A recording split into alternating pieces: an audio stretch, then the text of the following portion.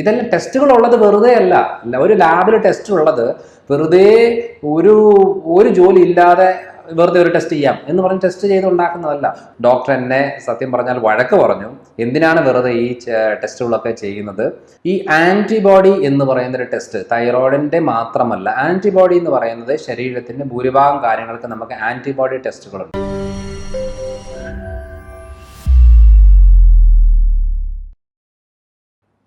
Hello everyone, I'm Dr. Manoj Johnson, lifestyle physician, John Marin Hospital, Pala. ഇന്ന് നമ്മൾ discuss ചെയ്യാൻ പോകുന്നത് കഴിഞ്ഞ തവണ ഒരു കമൻറ്റിൽ കണ്ട ഒരു ചോദ്യമാണ്. അതായത് ഞാൻ ഡോക്ടർ പറഞ്ഞതിന് ശേഷം എനിക്ക് തൈറോയിഡിൻ്റെ പ്രശ്നമുണ്ട്, ഞാൻ അതുവരെ തൈറോയിഡിൻ്റെ ആൻറ്റിബോഡി ചെക്ക് ചെയ്തിട്ടില്ല, എന്നിട്ട് ഞാൻ തൈറോയിഡിൻ്റെ ആൻറ്റിബോഡി ചെക്ക് ചെയ്തിട്ട് ഞാൻ എൻ്റെ ഡോക്ടറെ കാണിച്ചപ്പോൾ ഡോക്ടർ എന്നെ സത്യം പറഞ്ഞാൽ വഴക്ക് പറഞ്ഞു, എന്തിനാണ് വെറുതെ ഈ ടെസ്റ്റുകളൊക്കെ ചെയ്യുന്നത്, ഇതിന് മരുന്നൊന്നും എടുക്കേണ്ട ആവശ്യമില്ല എന്ന രീതിയിൽ എന്നോട് പറഞ്ഞു. അപ്പോൾ ഞാനിതിന് എന്താ ചെയ്യേണ്ടത്? സത്യം പറഞ്ഞാൽ എനിക്ക് എല്ലാ പ്രയാസം ബുദ്ധിമുട്ടുകളും ഉണ്ട്. ഞാൻ തൈറോയിഡിൻ്റെ മരുന്ന് എടുക്കാൻ തുടങ്ങിയിട്ട് 15 കൊല്ലമായി. ഈ 15 കൊല്ലമായി അതിന് മുമ്പ് എങ്ങനെയാണ് ഉള്ളത് അതേപോലെ തന്നെയാണ് ഇപ്പോഴും ഉള്ളത്. ഡോക്ടറുടെ വീഡിയോത്തിന് ശേഷമാണ് ഞാൻ ആൻറ്റിബോഡി ടെസ്റ്റ് ചെയ്യുകയും അതിൻ്റെ ഭാഗമായിട്ട് എനിക്ക് 1300 എബോവ് എന്ന് കാണിക്കുകയും, അതായത് 60-ൻ്റെ ഉള്ളിൽ നിൽക്കേണ്ട റീഡിങ് 1300-ന് മുകളിൽ കാണിക്കുകയും അത് ഞാൻ കാണിച്ചപ്പോൾ എന്നെ വഴക്ക് പറയുകയും ഞാൻ അതുകൊണ്ട് എനിക്ക് എന്താ ചെയ്യേണ്ടതെന്ന് അറിയില്ല, ഡോക്ടർ ഒന്ന് ആൻസർ പറയാമോ എന്നുള്ള ഒരു ചോദ്യമായിരുന്നു പറഞ്ഞിരുന്നത്. പക്ഷേ ഈ ഒരു ചോദ്യം ഞാനിത് എടുത്തിടാൻ കാരണം എന്താണെന്ന് വെച്ചാൽ ഈ സെയിം രീതിയിലുള്ള കാര്യങ്ങൾ എന്നോട് പല പേഷ്യൻസും വന്നിട്ട് പറഞ്ഞിട്ടുണ്ട്. ഇത് ഞാൻ കാണിച്ചപ്പോൾ കുഴപ്പമില്ല, ഇതിനൊന്നും ചെയ്യണ്ട, അതേപോലെ എന്തിനാണ് ഈ ടെസ്റ്റ് ചെയ്യുന്നത്, ഈ ടെസ്റ്റ് ചെയ്യുന്നത് എല്ലാവർക്കും ഈ പ്രശ്നങ്ങൾ കാണും എന്ന രീതിയിലുള്ള അപ്രോച്ച് പല ഭാഗങ്ങൾ വന്നതുകൊണ്ട് ഞാനാണല്ലോ ആ വിഷയത്തെക്കുറിച്ച് പറഞ്ഞത്, ആ ഒരു ടെസ്റ്റിനെ കുറിച്ച് പറഞ്ഞത്. അപ്പോൾ ആ ടെസ്റ്റിനെ കുറിച്ച് പറഞ്ഞതിൻ്റെ ഭാഗമായിട്ട് എൻ്റെ എക്സ്പ്ലനേഷൻ എന്താണെന്നുള്ളതാണ് ഞാൻ വീഡിയോയിലൂടെ പറയുന്നത്.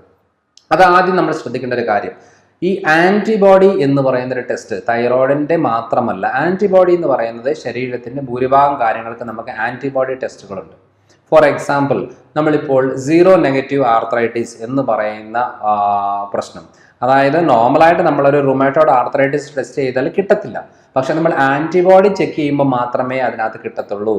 അപ്പോൾ അങ്ങനെയുള്ളപ്പോൾ നമ്മൾ അതിനും ട്രീറ്റ് ചെയ്യും, ആ കാര്യത്തിന് നമ്മൾ ട്രീറ്റ് ചെയ്യും. അപ്പോൾ ആൻറ്റിബോഡി ചെക്ക് ചെയ്തിട്ട് അതുണ്ടായിട്ട് അതിന് ട്രീറ്റ്മെൻറ്റ് ഇല്ല എന്നുള്ളതല്ല, ട്രീറ്റ്മെൻറ്റ് ഉണ്ട്, അതിനുള്ള ട്രീറ്റ്മെൻറ്റ് ഉണ്ട്, അതിനുള്ള മെഡിസിൻസ് ഉണ്ട്, എല്ലാ കാര്യങ്ങളുണ്ട്. സെയിം ഈ നോർമൽ ആർത്രൈറ്റിസിന് കൊടുക്കുന്നത് തന്നെയാണ് കൊടുക്കുന്നതേ ഉള്ളൂ, പ്രത്യേകിച്ച് വേറെ ഡിഫറൻസ് ഇല്ല. പക്ഷേ ഇതേപോലെ തന്നെ അലർജിക് ആൻറ്റിബോഡി ഉണ്ട്. നമ്മുടെ പല സ്കിൻ കണ്ടീഷനിൽ, മുടിപൊഴിച്ചിൽ കണ്ടീഷന്, താരൻ്റെ കണ്ടീഷന്, ശ്വാസം മുട്ടൽ, അലർജിക് കണ്ടീഷന്, അസിഡിറ്റി റിലേറ്റഡ് ആയിട്ട് കണ്ടീഷന്, ഇതിന് നമുക്ക് ചെയ്യുന്ന ഒരു ആൻറ്റിബോഡി ടെസ്റ്റാണ് IgE എന്ന് പറയുന്ന ടെസ്റ്റ്. ഇതൊരു ആൻറ്റിബോഡി ടെസ്റ്റാണ്. IgM, IgG എന്ന് പറയുന്ന 2 രീതിയിലുള്ള ടെസ്റ്റുകളാണ് ആൻറ്റിബോഡീസിൽ നമ്മൾ പ്രത്യേകിച്ച് എടുത്തു പറയുന്നത്.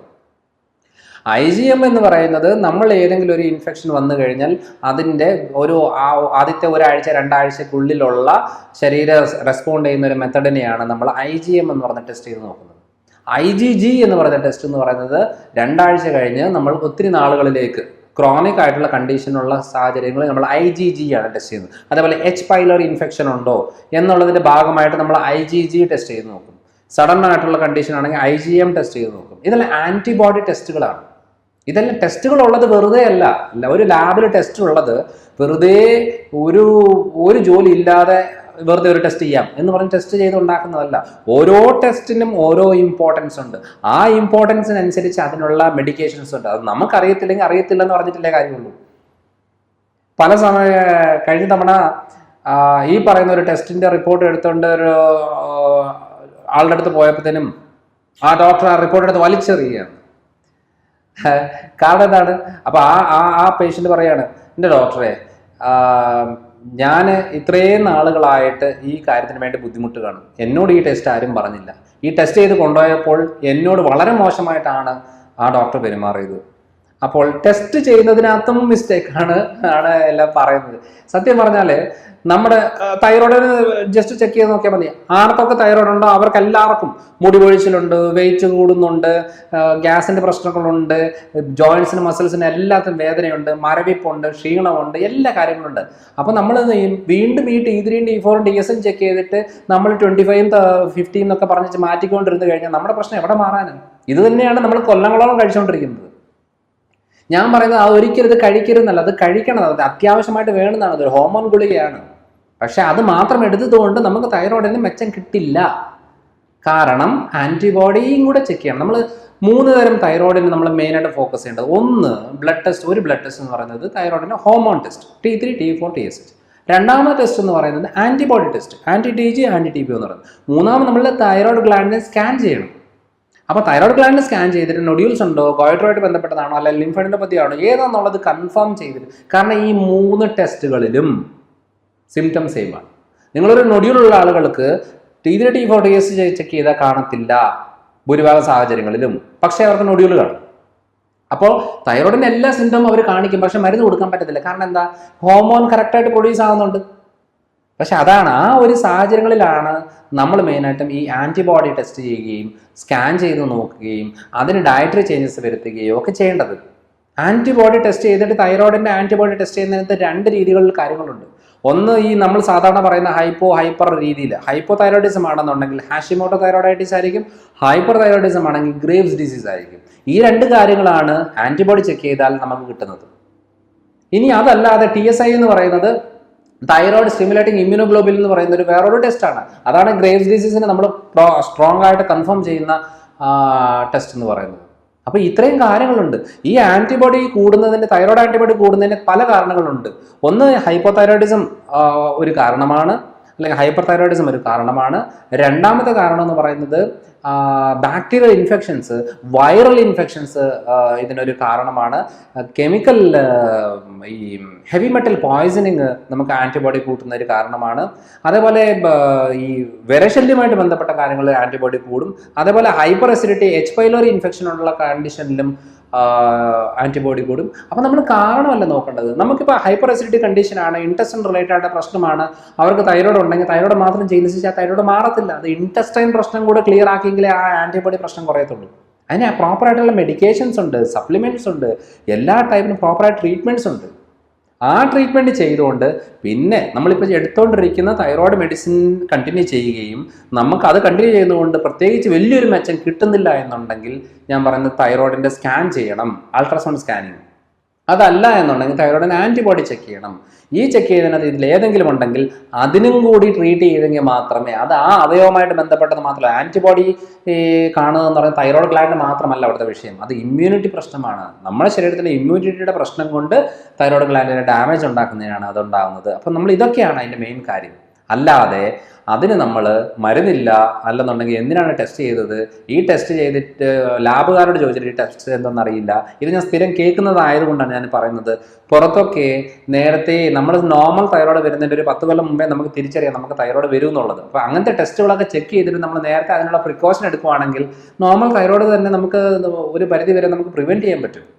പക്ഷെ അത് നമ്മൾ നോക്കാതെ TSH വേരിയേഷൻ ഉണ്ടോ, TSH വേരിയേഷൻ ഉണ്ടെങ്കിൽ മാത്രം ട്രീറ്റ്മെൻറ്റ് ചെയ്തുകൊണ്ടിരുന്നാൽ നടക്കത്തില്ല. കാരണം എന്താ, തൈറോയ്ഡ് പ്രശ്നം തുടങ്ങുന്നതിന് മുമ്പ്, TSH വേരിയേഷൻ ഉണ്ടാകുന്നതിന് മുമ്പ് തന്നെ നമുക്ക് സിംറ്റംസ് എല്ലാം കാണിക്കും. അന്നേരം ടെസ്റ്റ് ചെയ്യുമ്പോൾ മാത്രം ഒന്നും കാണത്തില്ല.